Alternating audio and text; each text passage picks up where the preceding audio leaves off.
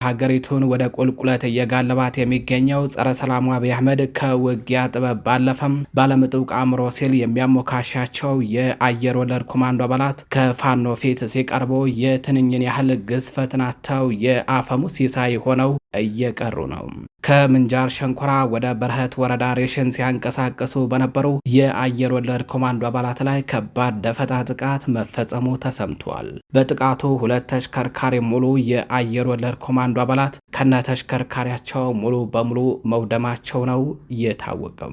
አገዛዙ ለክፉ ቀን ብሎ ቆጥቦ አስቀምጧቸው የነበሩና የመጨረሻው ሰዓት ሲደርስ ፈቶ ያሰማራቸው በቱርክና በቻይና የሰለጠኑ ኮማንዶዎችን ፋኖ ሲያሻው በደፈጣ ሲፈልግ በጨበጣ እያርበደበደ ግብአተ መሬታቸውን እያፋጠነው ነው። መረጃውን በዝርዝር አጠናቅረን ይዘነዋል። በሌላኛው መረጃችን የአፋብኃ አርበኛ ድርሳን ብርሃኔና የአፋዱ አርበኛ አማን እሸቱ በአካል ተገናኝተው መምከራቸው ተሰምቷል። በአማራ ፋኖ ብሔራዊ ኃይል ምስራቅ አማራ ቀጠና የአፄ ምኒልክ ዕዝ ምክትል ሰብሳቢና ወታደራዊ አዛዥ የሆነው ፊታውራሪ ድርሳን ብርሃኔና በአማራ ፋኖ ህዝባዊ ድርጅት ሸዋ ጠቅላይ ግዛት ዕዝ ዘመቻ መምሪያ ኃላፊ የሆነው አርበኛ አማን እሸቱ በአካል ተገናኝተው በአንድነት ዙሪያ መምከራቸው ታውቋል። መሬት ላይ ያለው የአማራ ፋኖ ያለማንም ጣልቃ ገብነት ችግሮቹን በራሱ እየፈታ አንድነቱን እያጠናከረና አደረጃጀቱን እያሰፋ ይገኛል። ይህ ያስደነገጣቸውና እንቅልፍ የነሳቸው የጸረ አማራው ብልጽግና ቡድን እንዲሁም በህልውና ተግሎ ፋኖን መስለው ተሰግስገው በልዩነት ውስጥ የግል ጥቅማቸውን የሚያሳድዱ ስግብግቦች ልዩነትን የሚፈጥሩና የሚያሰፉ ሐሰተኛ መረጃዎችን በየሚዲያው ማሰራጨታቸውን ተያይዘውታል። መረጃውን በዝርዝር አጠናቅረን ይዘነዋል። አሁን ባለው ገበያ 1.5 ሚሊዮን ብር በላይ የሚገመት አንድ ስናይፐርና ክላሽንኮቭ መሳሪያ የያዘ የአገዛዙ ወታደራዊ አመራር ፋኖን ተቀላቀለም። ወታደራዊ አመራሩ ከስናይፐርና ክላሽንኮቭ መሳሪያ በተጨማሪ በመቶዎች የሚቆጠር ተተኳሽና ሌሎች ወታደራዊ ትጥቆችን እንደያዘ ፋኖን የተቀላቀለ ሲሆን ከፋኖ ቀጠና ሲደርስም ደማቅ ወታደራዊ የክብር አቀባበል ስነ ስርዓት እንደተደረገለት ታውቋል። ከዚህ ቀደም የሰራዊቱ አባላት ክላሽንኮቭ መሳሪያ ይዘው 20ና 30 እንዲሁም እስከ 50 ድረስ በመሆን በገፍ እየተናዱ ፋኖን እየተቀላቀሉ ቆይተዋል። አሁን ደግሞ ተራው ወታደራዊ አመራሮቹ ሆኗል። ወታደራዊ አመራሮቹ የቡድን መሳሪያ ከሆነው ስናይፐር ጀምሮ እስከ ሞርተርና ሌሎች ከባባድ መሳሪያዎች ድረስ ይዘው የሚመሩትን ሰራዊት በማስከተል ወደ ፋኖ መጉረፍ ጀምረዋል። መረጃውን በዝርዝር አጠናቅረን ይዘነዋል። ሰላም ጤና ይስጥልኝ። የተከበራችሁ የመረብ ሚዲያ ቤተሰቦች እንደምን አረፈዳችሁ፣ እንደምን ዋላችሁም። ከመረብ ሚዲያ የዛሬ ህዳር 8 2018 ዓ.ም ዕለታዊ መረጃዎችን ይዘን ቀርበናል። የተከበራችሁ የመረብ ሚዲያ ቤተሰቦች አብራችሁን ስትቆዩ እነዚህንና ሌሎች መረጃዎችን ታደምጣላችሁ። መረጃዎቻችን ለብዙዎች ተደራሽ እንዲሆኑ ቻናሉን ላይክ፣ ሰብስክራይብ እንዲሁም ሼር ማድረጋችሁን እንዳዘነጉ አብራችሁን ቆዩ።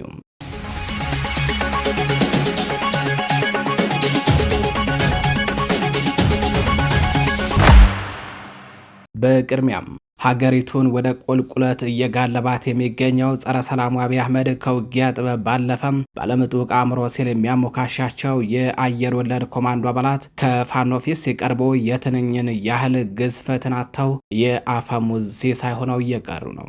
ከምንጃር ሸንኮራ ወደ በረሀት ወረዳ ሬሽን ሲያንቀሳቀሱ በነበሩ የአየር ወለድ ኮማንዶ አባላት ላይ ከባድ ጥቃት መፈጸሙ ተሰምቷል። በዚህ ደፈጣ ጥቃት 2 ተሽከርካሪ ሙሉ ሰራዊት ከነ ተሽከርካሪያቸው መውደማቸው ተነግሯል።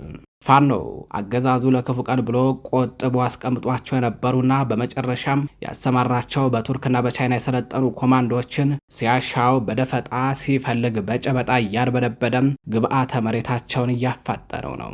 በደቡብ አማራ ቀጠና ከምንጃር ሸንኮራ ወደ በረሀት ወረዳ ሬሽን ሲያንቀሳቀሱ በነበሩ አገዛዙ ባለምጡቅ አእምሮ ሲል የሚያሞካሻቸው ሕፃን ደፋሪ የ104ኛ ክፍለ ጦር የኮማንዶ አባላት ላይ በተፈጸመ ደፈጣ ጥቃት 2 ተሽከርካሪ ሙሉ ሰራዊት ከነ ተሽከርካሪው መውደሙን መረብ ሚዲያም ከአማራ ፋኖ ብሔራዊ ኃይል ደቡብ አማራ ቀጠና ሳምነው ዕዝ ከሰም ኮር ስር ከሚገኘው ከነበልባል ክፍለ ጦር ህዝብ ግንኙነት መምሪያ ለማረጋገጥ ችሏል። ጥቃቱ የተፈጸመው ህዳር 6 2018 ዓ.ም ምሽት ላይ ሲሆን በጥላት ላይ መራር ክንዳቸውን በማሳረፍ ድሉን የተቀዳጁት ደግሞ በአማራ ፋኖ ብሔራዊ ኃይል ደቡብ አማራ ቀጠና ሳምነው ዕዝ ከሰም ኮር ነበልባል ክፍለ ጦር ስር የሚገኙት የጀነራል ተፈራ ማሞ ብርጌድ አባላት መሆናቸው ታውቋል። ወታደራዊ ሬሽኑን ሲያንቀሳቅሱ ከነበሩ ተሽከርካሪዎች መካከል 2ቱ ተሽከርካሪዎች በላያቸው ላይ ተሳፍረውባቸው እስከነበሩ ኮማንዶዎች ዶግ አመድ መደረጋቸውን ነው መረብ ሚዲያ ከክፍለ ጦሩ ህዝብ ግንኙነት መምሪያም ለማረጋገጥ የቻለው። ፋኖ ሲያሻው በደፈጣ ሲያሻው በጨበጣም ያገዛዙን ኃይል በገባበት እየገባ አይቀጡ ቅጣት እየቀጣ ይገኛል። የጸረ አማራውና ጸረ ሰላሙ አብይ አህመድ ተላላኪ ወታደሩ ከወደ ፋኖ የተሰነዘረበትን ጥቃት መቋቋም ሲያቅተው በያዘው ከባድ መሳሪያ የውር ደንበሩን በመተኮስ በአካባቢው የሚገኙ አርሶ አደሮችን መኖሪያ ቤትና አዝመራን ሲደበድብ ማምሸቱ ታውቋል። ወደ ሌላኛው መረጃችን አለፍን። የአፋብኃ አርበኛ ደርሳን ብርሃኔና የአፋሕዱ አርበኛ ማንሸቶ በአካል ተገናኝተው መምከራቸው ተሰምቷል። በአማራ ፋኖ ብሔራዊ ኃይል ምስራቅ አማራ ቀጠና የአጼ ምኒልክ ዕዝ ምክትል ሰብሳቢና ወታደራዊ አዛዥ የሆነው ፊት አውራሪ ደርሳን ብርሃኔና በአማራ ፋኖ ህዝባዊ ድርጅት ሸዋ ጠቅላይ ግዛት ዕዝ የዘመቻ መምሪያ ኃላፊ የሆነው አርበኛ ማንሸቱ በአካል ተገናኝተው በአንድነት ዙሪያ መምከራቸው ታውቋል። ሁለቱ ጀግና አርበኞች በተለይ በአርበኛ ኢንጂነር ደሳለኝ ሲያስብ ሸዋ የሚመራው አሳምነው ዕዝና በአርበኛ መከታው ባሞ የሚመራው ሸዋ ጠቅላይ ግዛት ዕዝ ወደ አንድ ድርጅት በሚመጡበትና በጋራ ሆነው ያን መራር ክንዳቸውን በጥላት ላይ የሚያሳርፉበት ሁኔታ ዙሪያ በጥብቅ መምከራቸውን የተነገረው። በአዲስ አበባ ዙሪያ በጥላት ኃይል ላይ ከባድ ጥቃት እየሰነዘሩ የሚገኙት ሁለቱ ግዙፍ ዕዞች አንድነታቸውን አብስረው በጋራ በመቆም የተሰለፉለት የቤተ መንግስቱ ጸረ አማራ አውሬ ከመቅጽበት ግብዓተ መሬቱ ይፈጽማል። ሁለቱ አደረጃጀቶች ላለፉት 2 ዓመታት በውጭና በውስጥ ሰርጎ ገቦች በእጅጉ ሲፈተኑ የቆዩ መሆናቸው የሚታወቅ ሲሆን የመለያየትና የመቃቃር መንስኤ የሆኑ የጥላት እጆችን በመቁረጥ በጋራ ሆነው በጥላት ላይ ያን መራርና ኃያል ክንዳቸውን ያለ ርህራሄም የሚያሳርፉበት ጊዜ ሩቅ አለመሆኑ ተመላክቷል። ለዚህም በአማራ ፋኖ ብሔራዊ ኃይል አሳምነው ዕዝ አመራሮችና በአማራ ፋኖ ህዝባዊ ድርጅት ሸዋ ጠቅላይ ግዛት ዕዝ አመራሮች እየተገናኙ በመምከር የዕዝ ለዕዝ ግንኙነቱ ተጀምሯል የተባለ ሲሆን በአማራ ፋኖ ብሔራዊ ኃይል የአጼ ምኒልክ ዕዝ ምክትል ሰብሳቢና ወታደራዊ አዛዥ የሆነው አርበኛ ደርሳን ብርሃኔ በቀጠናው ተገኝቶ ከሁለቱ ዕዝ አመራሮች ጋር በጋራ መምከሩ ታውቋል። መሬት ላይ ያለው የአማራ ፋኖ ያለማንም ጣልቃ ገብነት ችግሮቹን በራሱ እየፈታም አንድነቱን እያጠበቀና አደረጃጀቱን እያሰፋ ይገኛል።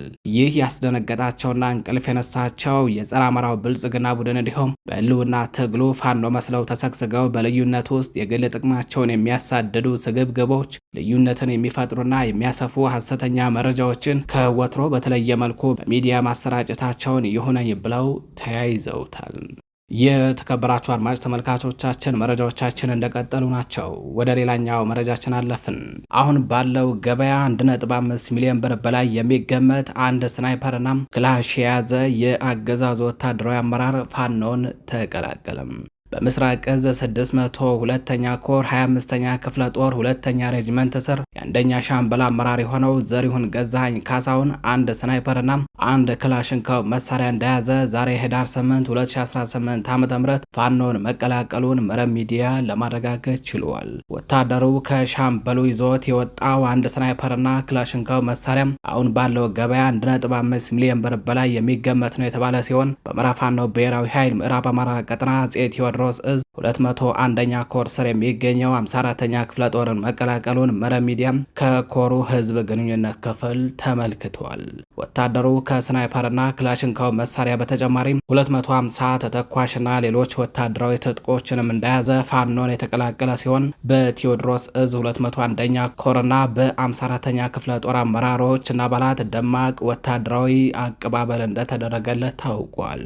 ከዚህ ቀደም የሰራዊቱ አባላት ክላሽንኮቭ መሳሪያ ይዘው 20ና 30 እንዲሁም እስከ 50 ድረስ በመሆን በገፍ እየተናዱ ፋኖን እየተቀላቀሉ ቆይተዋል። አሁን ደግሞ ተራው የወታደራዊ አመራሮች ሆኗል። ወታደራዊ አመራሮቹ የቡድን መሳሪያ ከሆነው ከስናይፐር ጀምሮ እስከ ሞርተርና ሌሎች ከባባድ መሳሪያዎች ድረስ ይዘው የሚመሩትን ሰራዊት በማስከተል ወደ ፋኖ መጉረፍ ጀምረዋል።